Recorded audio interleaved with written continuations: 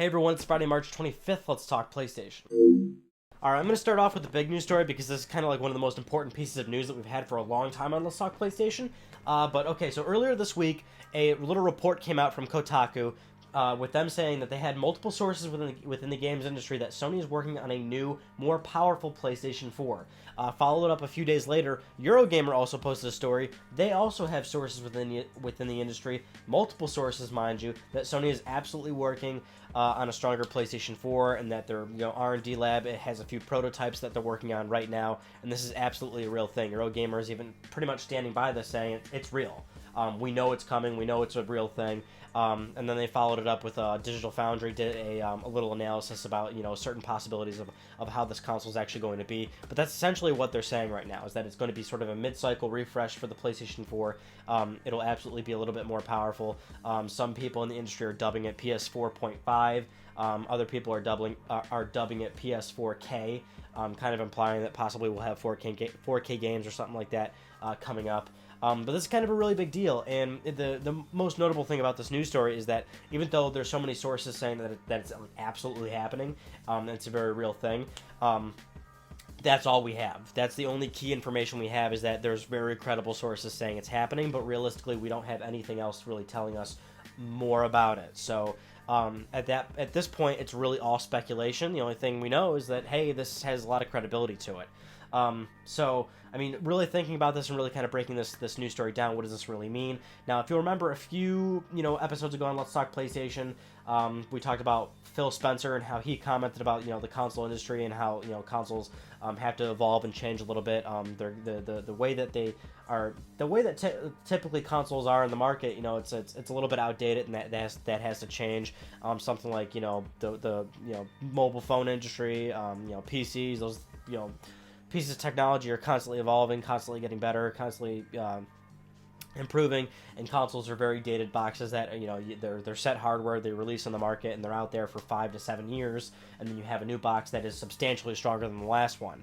And Phil's kind of echoing how, like, hey, at some point this has to change. And even before that episode of Let's Talk PlayStation, I don't even remember which episode it was, there was a few Ryan on Gaming topics, a few other past LTPSs where it was always like, we always got to the topic of like the future of consoles, the future of the video game business, and even more so like the future of PS4.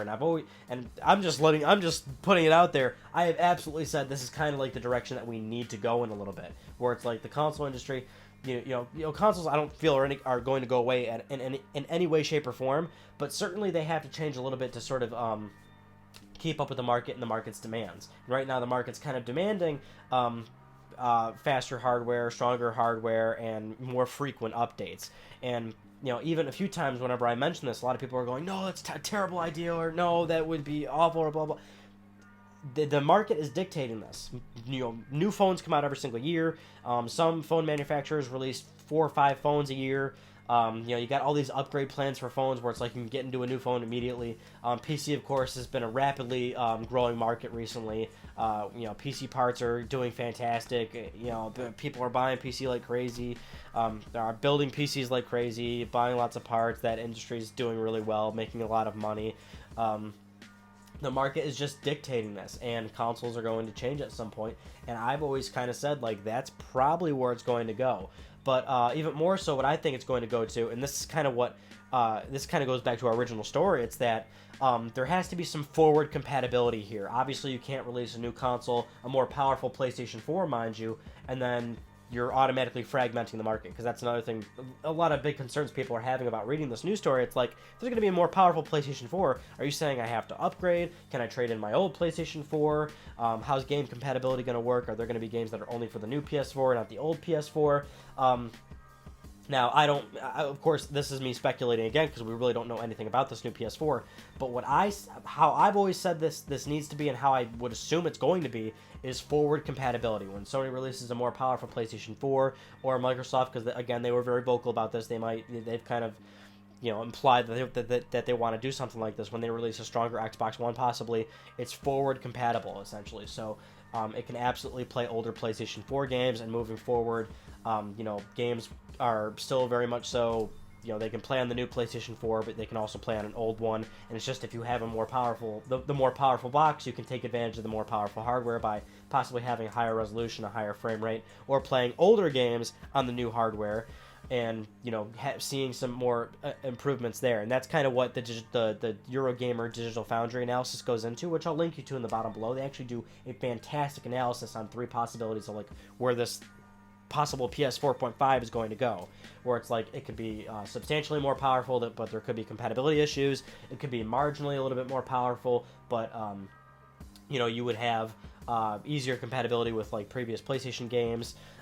So like that's kind of what they're looking at right now, and that, like I said, that's kind of what makes the most sense to me. And I think that's what Microsoft and Sony really want to get into, is making forward compatibility a real thing. And I think that's why they went with the architectures that they went with when they originally released PlayStation 4 and Xbox One. I mean, they originally designed these boxes, and they made them very easy to develop on. I think they kind of had this idea in mind where it's like, let's try and make it so backwards compatibility is no longer a major issue, because moving forward, every time we release new hardware, we've got this compatibility where it's just going to work from now on. You know what I'm saying?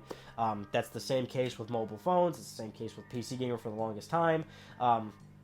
There was always this, certain idea where it's like upgradable consoles in a sense where you can change out the parts and everything. That doesn't make any sense whatsoever, because if you could do that, then that's no longer a console. That's just a PC.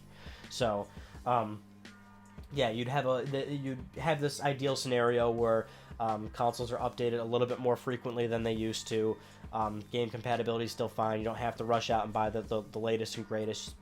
Games are still going to work moving forward, but if you do have the latest hardware, you can, enjoy the benefits of the newest hardware, which is, again, increased frame rate, resolution. Maybe the developer will, put up, this is, again, also another very developer-specific thing, how they're going to take advantage of new hardware. Maybe they'll, allow a certain settings option, very much so like in PC games, where you can kind of increase foliage and, anti-aliasing or whatever, right? You know what I'm saying?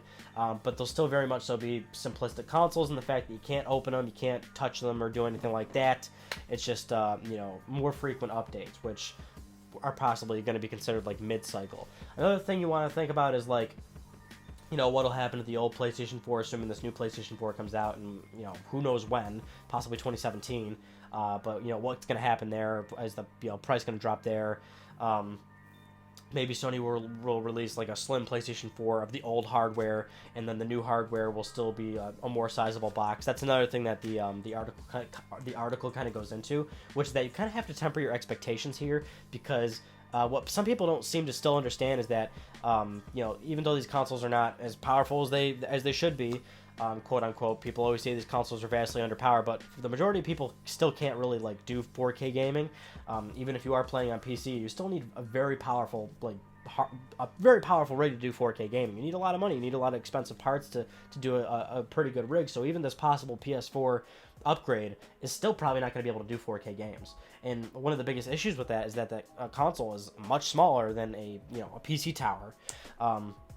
Squeezing all those parts into a smaller, simplistic box that sits under your TV, people don't realize what really goes into making a console work the way it does, and kind of the reason why sometimes these machines aren't the latest and greatest in the market. They're decently powerful boxes, but they're not substantially amazingly powerful, because you got to squeeze so much into a small consumer box that just has a power cord and HDMI cord, and it's just going to work every time you boot the damn thing up. So that's the thing about this conversation. There's so many outliers, there's so many possibilities of where this can go, and the only thing we can do is just wait until we see more about what this is going to turn into, because the only thing we know right now is that this is like actually happening. So again, like the way I'm seeing this, assuming this actually is real and this is actually going to happen, and we'll probably possibly have a new stronger PS4 in 2017 or something, the way I'm seeing it is this thing absolutely has to be like compatible with previous hardware. You can't just abandon 40 million people that bought an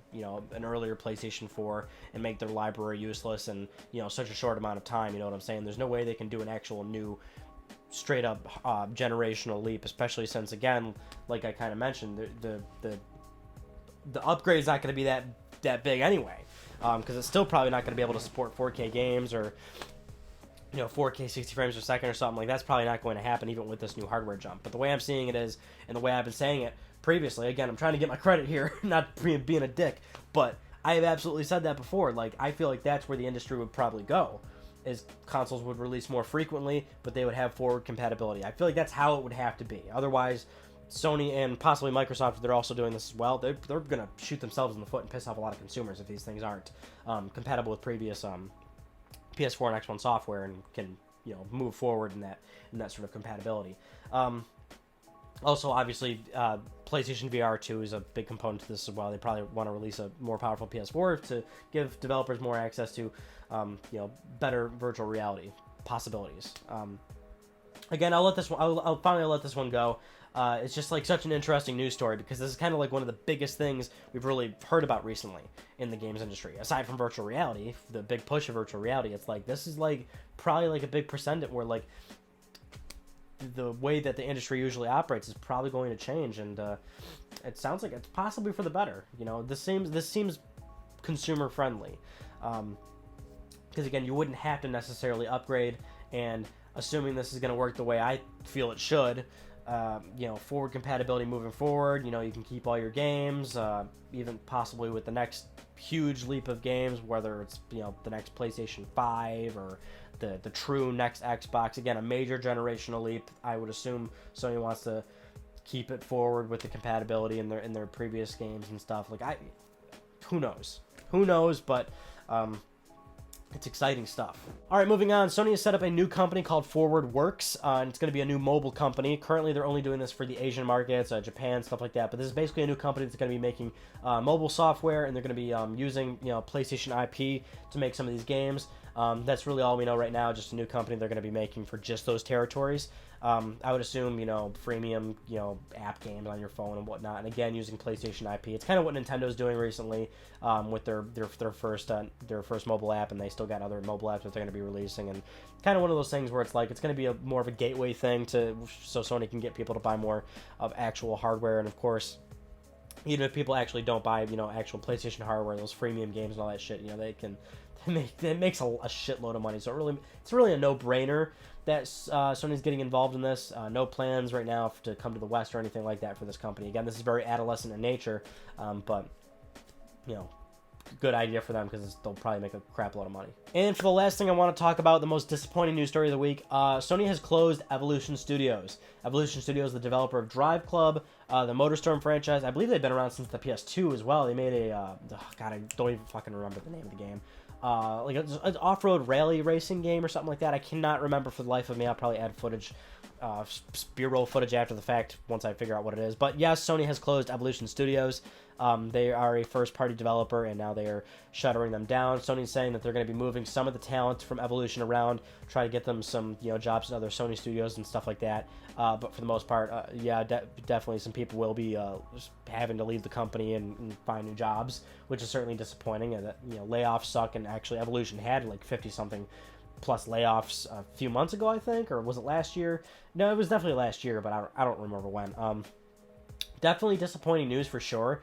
This is another like top tier Sony developer that is no longer going to be making games anymore. Drive Club had a pretty rough launch when it came out, but the game actually ended up doing very well down the road after Sony or Evolution gave it tons of support. The game went on to sell over like 2 million copies, so I actually thought Evolution was going to be somewhat good. But yeah, that really sucks, especially since my hopes of getting a new MotorStorm is probably definitely shot at this point. Of course, Sony owns the IP, so they could make a MotorStorm if they want, and they'll just have to do it for give it to another developer. But that's probably just not going to happen. My chances of Evolution MotorStorm is now gone. That sucked. I mean, they're a talented studio. They made quality games, and they looked incredible. What's even more disappointing is that this is another studio that Sony's closed down, and it's not like a big deal or anything. I mean, obviously, I'm not gonna be one of those people that over exaggerate, going, oh god, Sony's closing all their studios or whatnot, and they're getting rid of all their awesome first party stuff. But it is like slowly dwindling down. I mean, especially for the last 4 or 5 years, they've closed a lot of studios. Granted, some of them they probably should have closed down, like big studios. I don't know. I think it was probably a good move to get rid of big studios. You know, Sony Liverpool, that was pretty disappointing. Zipper Interactive, that was a very disappointing loss. But you know, business is business, and that's kind of what it all boils down to. They look at their assets, they look at where their resources are going, where their money's going, if it makes sense for them anymore. And I guess for Evolution, it really didn't make a whole lot of sense anymore, which I can kind of see considering, you know, they have Polyphony Digital, and that's, you know, Gran Turismo, and the games are, you know, something like Drive Club and Gran Turismo are a bit too similar. Of course, Evolution could have done something else, but, you know, I don't work at Sony. I don't really know what the final decision reasoning was, but either way, hope everyone at Evolution finds work soon. Those are just some of the news stories I want to talk about with you guys this week. If you didn't notice, I uploaded a little very special video. I don't want to toot my own horn here. I earned my 100th platinum trophy, which is pretty dope. So yeah, I mean, it was in Grand Theft Auto San Andreas. I thought I would film that and make a special occasion. Watch that video. It's really good. I don't want to, you know, I don't want to hype you up here, but it was a good video. Let me tell you. And then God of War Part 2. That's up too. God of War is actually a pretty interesting, fun game. Okay, people, also, the San Andreas video, that's the first video I've ever done a face cam for gameplay. I don't know why people really want the face cam. Do you want it for the God of War Let's Plays? I can rig it up. It's just a pain in the dick, but, you know, you guys actually liked it. So, you know, let me know about that. Anyway, that's like about it. Rhino Gaming will most likely return this week. I did film some new ones. Just gotta edit them. Just sucks, man. It's fucking a lot of work, and I've been playing. After finally getting moved in, I finally had the chance to fucking sit down and play some damn video games. I'm playing the new Need for Speed, the latest one. It came out in what, September last year or something like that. I finally got around to playing that, and there's a few other games I want to play. I want to get the Firewatch. I want to get the what else do I have up there? Minecraft Story Mode. I bought tons of shit. I just have no fucking time to play games, man. It's tough out here. Anyway, that's about it. That concludes this week's episode of Let's Talk PlayStation. I'm Jarryd Howard. Thank you all so much for talking with me, and I'll see you guys next Friday.